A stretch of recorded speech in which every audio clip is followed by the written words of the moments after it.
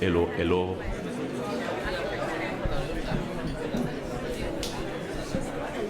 Hello.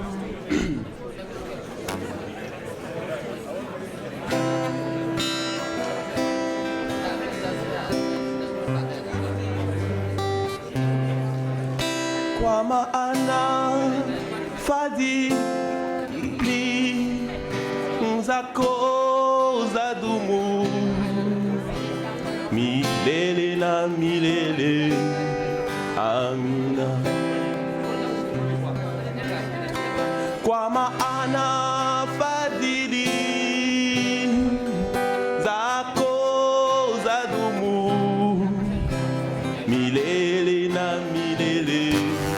Amina. Nasema asante kwa Mungu Baba, twasema asante kwa wema wako, kwa maana fadhili zako zadumu milele na milele. Amina. Kwa maana fadhili zako zadumu milele na milele. Amina. Nitaimba sifa zako mbele ya watu wote, nitaimba sifa zako mbele ya watu wote, kwa maana fadhili zako zadumu milele na milele. Amina. Kwa maana fadhili zako zadumu milele na milele. Amina.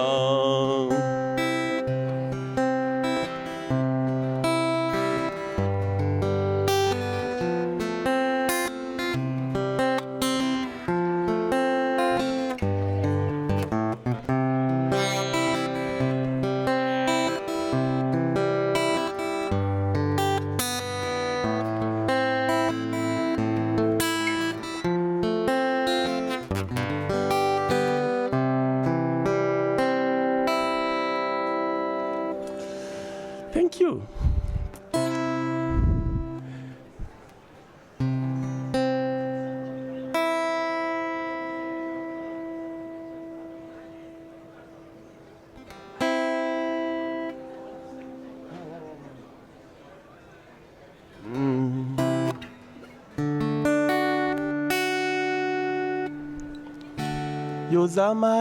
Yozamalamu, Yozamalamu, Yozamalamu, Yozamalamu, Yozamalamu, Yozamalamu. Tikangai na yemba Yeso zamalamu. Tikangai na yemba Yeso zamalamu. Yozamalamu, Yozamalamu, Yozamalamu, Yozamalamu. Tikangai na yemba Yeso zamalamu. Tikangai na yemba Yeso zamalamu. Yozamalamu, Yozamalamu, Yozamalamu,